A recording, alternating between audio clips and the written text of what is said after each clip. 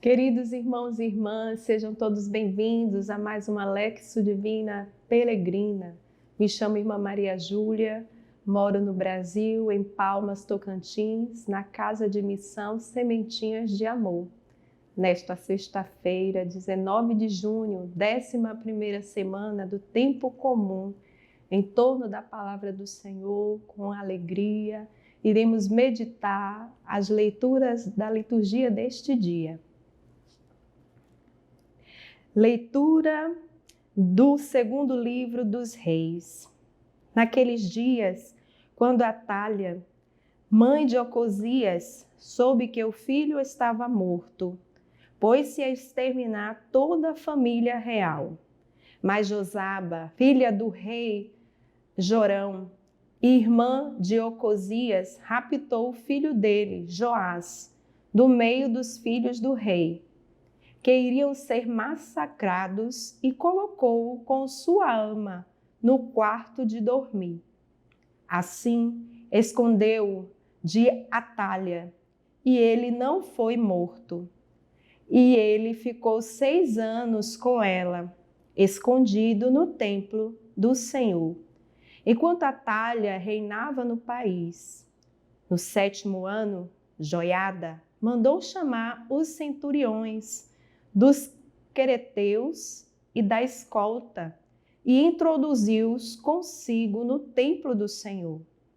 Fez com eles um contrato, mandou que prestassem juramento no templo do Senhor e mostrou-lhes o filho do rei. Os centuriões fizeram tudo o que o sacerdote Joiada lhes tinha ordenado. Cada um reuniu seus homens, tanto os que entravam no serviço no sábado, como os que saíam. Vieram para junto do sacerdote Joiada, e este entregou aos centuriões as lanças e os escudos de Davi, que estavam no templo do Senhor. Em seguida, os homens da escolta, de armas na mão, tomaram posição a partir do lado direito do templo até o esquerdo, entre o altar e o templo, em torno do rei. Então Joiada apresentou o filho do rei, cingiu-o com o diadema e entregou-lhe o documento da aliança. E proclamaram-no rei, deram-lhe a unção e, batendo palmas, aclamaram: Viva o rei! Ouvindo os gritos do povo, Atália veio em direção da multidão no templo do Senhor. Quando viu o rei de pé sobre o estrado, segundo o costume, os chefes e os trombeteiros do rei junto dele, e todo o povo do país exultando de alegria e tocando as trombetas, Atália rasgou suas vestes e bradou: traição, traição.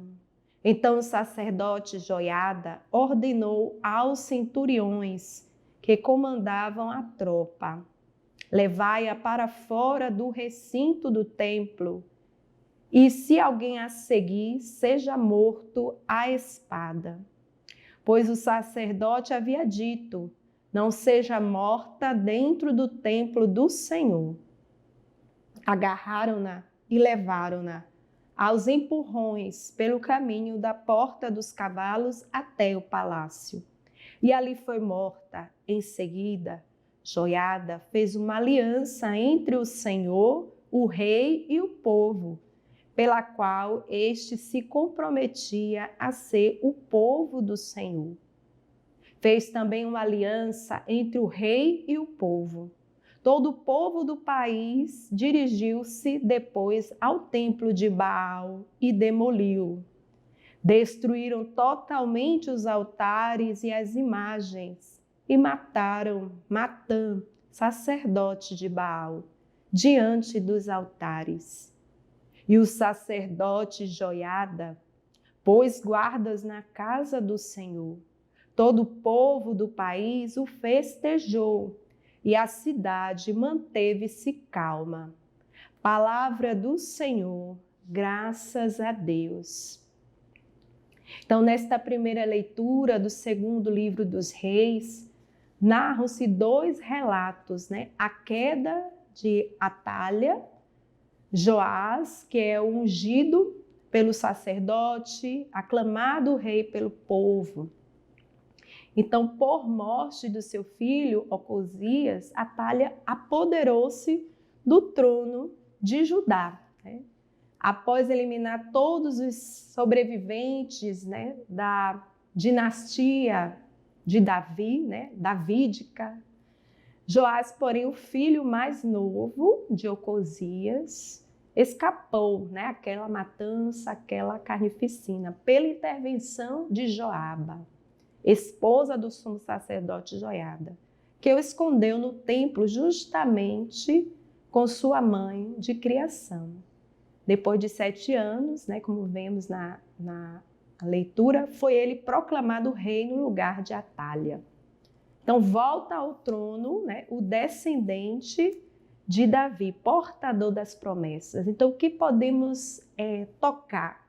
Tocamos aí na fidelidade de Deus, né? Mesmo nas adversidades, nas crises, a aliança jamais é desmentida por Deus, né? A promessa do Senhor jamais é renegada, né? O Senhor faz uma promessa que jamais renegará. O Senhor dá sentido a tudo, até mesmo aos sofrimentos, né? E podemos também ver a mão poderosa do Senhor, né? A mão do Senhor que intervém, né?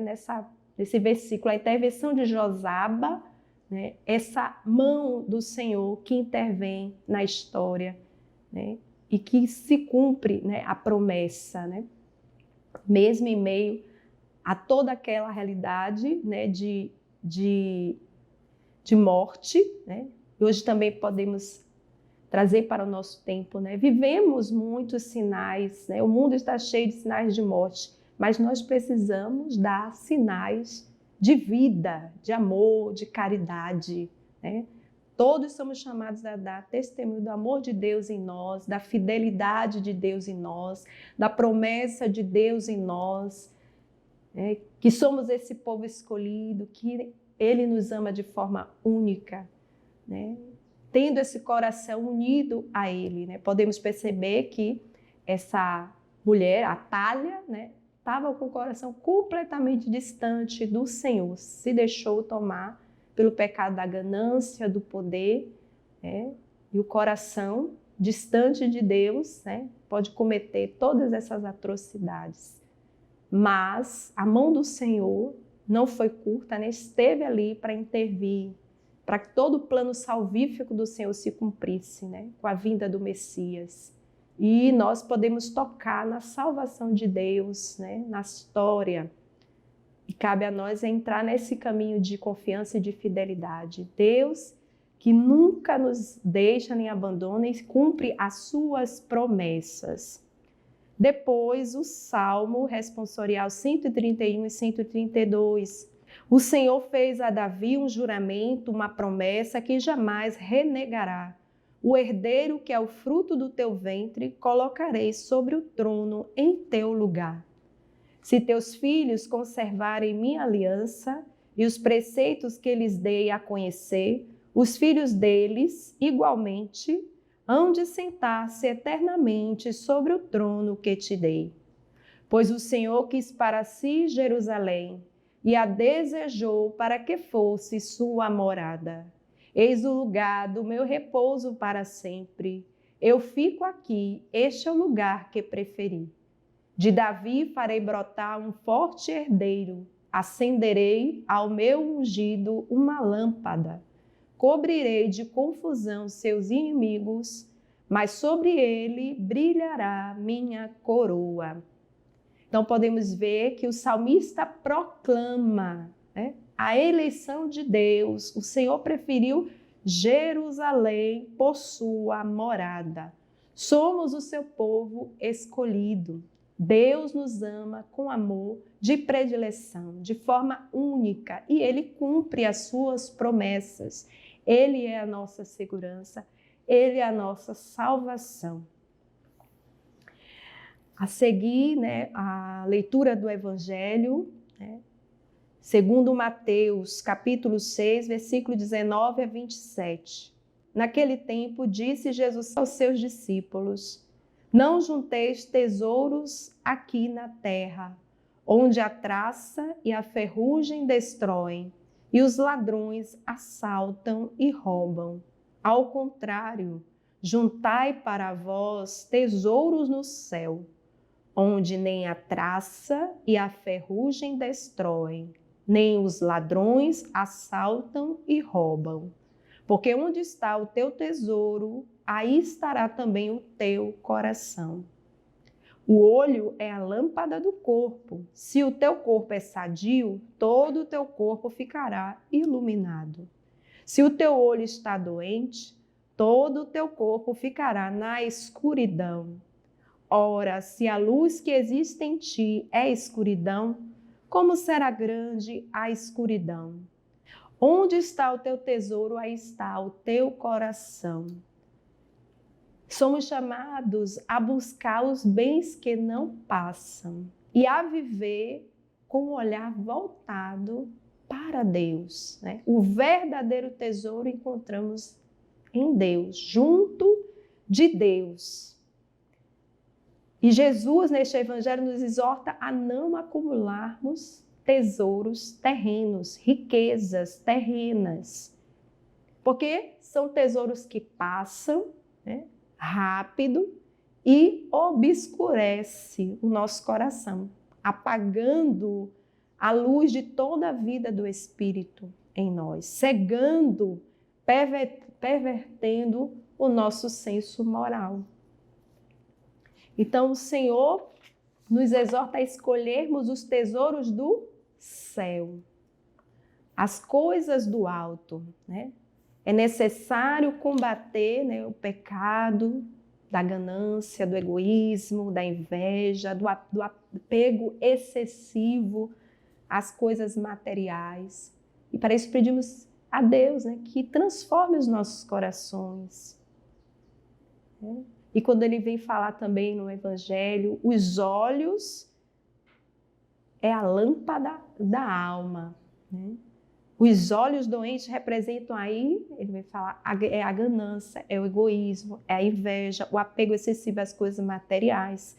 Se o olhar for distorcido por sentimentos ruins, né, a escuridão interior tomará conta das nossas decisões. Mas se praticamos a gratidão, o louvor, né, treinamos o nosso olhar para o lado bom, a buscar o reino de Deus, a vida ganhará leveza e propósito e sentido. Por outro lado, se nosso foco estiver apenas nas dificuldades, na cobiça ou nos julgamentos, vivemos em constante escuridão espiritual. E quem pode nos curar da cegueira espiritual?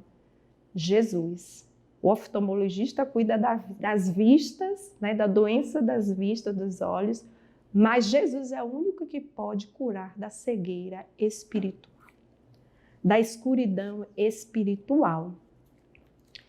Por isso é necessário, né, combater a ganância para vivermos desprendido, com maior generosidade, simplicidade, com amor, voltado para o que tem valor eterno, uma vida toda orientada para Deus, na qual Deus é o centro de tudo. Então, peçamos essa graça nessa liturgia de hoje. Louvado seja o nosso Senhor Jesus Cristo, para sempre seja louvado. Agradecemos a todos que puderam estar acompanhando essa Lexio Divina. Divulguem o link a mais pessoas e tenham um abençoado dia.